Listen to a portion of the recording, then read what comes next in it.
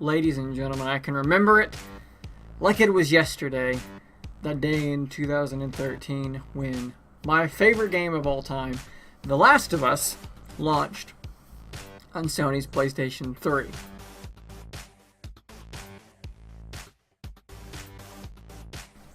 I stayed up until the PlayStation Store updated on the East Coast, Eastern Time Zone, to purchase the game and get it downloading, because this was before preloading and all of that nonsense.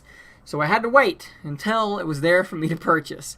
So I did that, and I got it downloading. Unfortunately for me, at the time, I still had rather slow and crappy AT&T DSL. So when time for me to wake up and get ready for work the next morning rolled around, it was just finishing downloading. So I got up an hour or so early. I wandered into my living room, half asleep, and I loaded up the game. I played the epilogue before going into work. That epilogue, which surely now you all know what happens. At any rate, I end this epilogue. I have tears in my eyes, and I think to myself, my God, what have I just gotten myself into? I now must go to work and deal with the public all day. Bad decision. At any rate, that game went on to be my favorite game of all time, and there's a thing about that game that a lot of people did not see coming or did not experience properly, and that is the multiplayer. And the multiplayer in The Last of Us is fantastic. It is one of the greatest multiplayer modes I've played in years. It was so good that when the game came out for PS4, I bought it again for that multiplayer to continue playing it on my new system with better visuals and a better frame rate. And it was worth it. Easily worth the price of admission a second time for that multiplayer. It almost took me back to the days of SOCOM. Third-person shooter. It's very tactical. You're stealthing around. Granted, there's no crafting or looting in SOCOM, but you're the similar feeling of the high pressure, the stressfulness that you could be dead at any moment. It could just end for you. Sneaking around, working as a team. If you try and lone wolf it, you're probably going to die. Man, some moments in that multiplayer that stick with me still years after playing it. It was so good.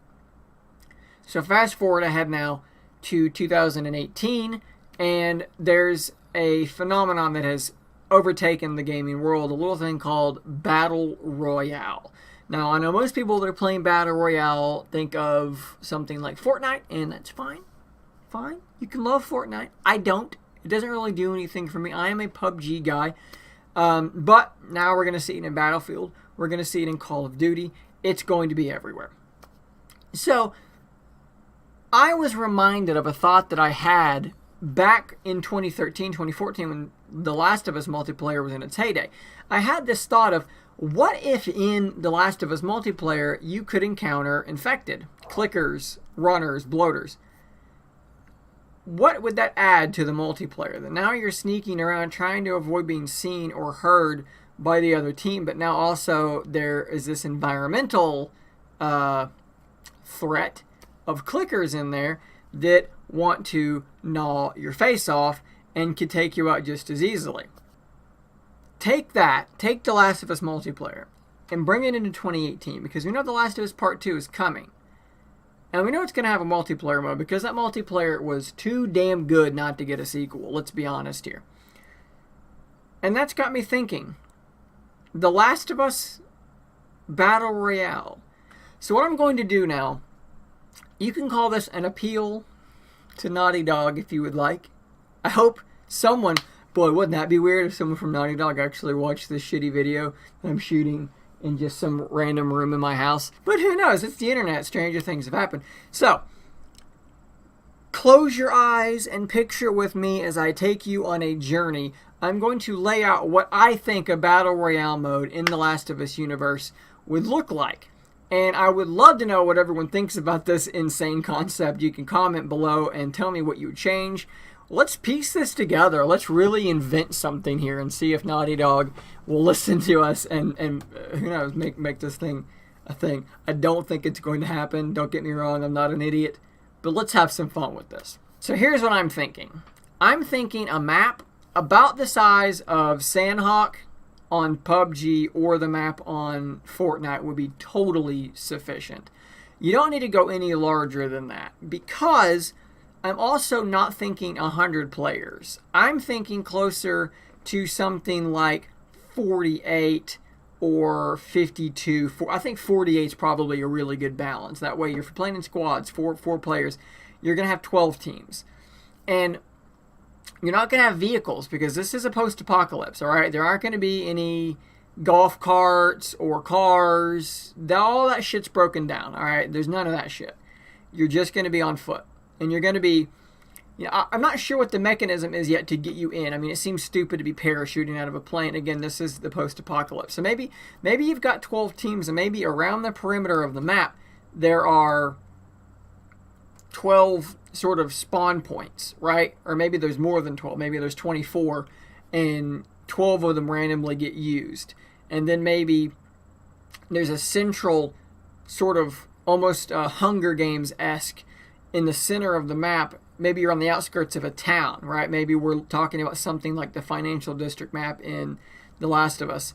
And maybe you're on the outskirts, the more rural areas, and as you get into the town, the loot gets better. So then, maybe then that's what's going to push you inward, right? So maybe everyone starts on the perimeter and works their way in. I'm not sure. I would love to hear some thoughts on how that would work. So then from there, you're creeping your way in, right? But as you get into the city, maybe the loot gets better, but more clickers, more bloaters, more runners, You see a big building, you can see there's loot inside, but you see a damn bloater stuck to the wall in there. And you got to get in there real quiet.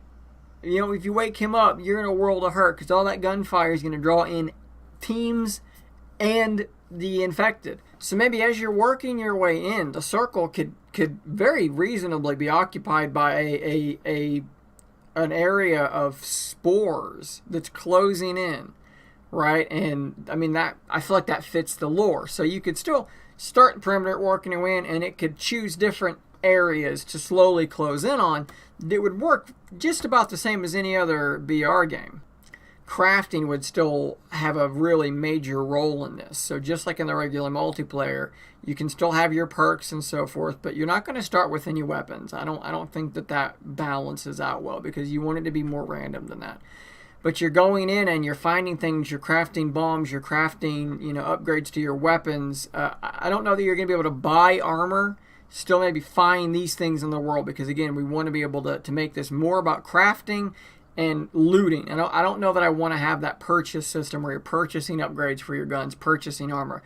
I think I would get rid of that. That's one of the things in The Last of Us multiplayer that I liked the least, was that, because you could quickly become imbalanced when a team won a couple of good rounds and they could suddenly buy much better equipment than you, and it made it kind of difficult to catch up. I know there was some rubber banding stuff there where they would throw some currency at you, but I never loved that aspect. I think that this still remains similar to The Last of Us multiplayer in the sense that ammunition is going to be very sparse, right? Like, I think that was what made that game so tense, was that it often turned into sneaking up behind people and shivving them, because you only had 6 bullets in a revolver, and that's what you had. I think that stays as well, because it makes things so tense. There's loot in there, but there's a bunch of runners, and if they see me, I don't have the weaponry to fight my way out of this. Even if I did, everybody's going to hear me. So I got to be really careful getting in and out of there. And or maybe I'm going to take this brick, because I see those people looting and there's some runners there, and I'm going to throw this brick in between the two of them to draw the runners over, to get them fucked over while I sneak in this building and get the looting done. I think there's so much going on in this concept of a game mode for this kind of a game that it honestly gets me excited thinking about a thing that's probably never going to exist. So in my mind, I am picturing something more urban, with a kind of a rural area on the outside, something a little more rustic, and as you work your way in, buildings. But there's a lot of areas that are covered in The Last of Us. You could just as easily have a snowy alpine area or whatever. I would love to know what you guys think a good balance would be for the maps. So this game mode isn't overly complicated, so I think that pretty much covers the general idea. Like I've said 15 times already, I would love to hear the input from everyone else and see what they think. And if you think this is a good idea, please give me a like, share this around. I would love to see this gain some traction, and who the fuck knows, maybe get seen by somebody important, because I want to play this. I really want this game to exist. So if you want this game to exist too, let's get this shit going. Let's have some fun with it. So let me know what you think in the comments below. Give me your suggestions down there. What would you change? What would you alter? What would you throw in? Things I missed, things you don't like. And until next time, stay nerdy, my friends.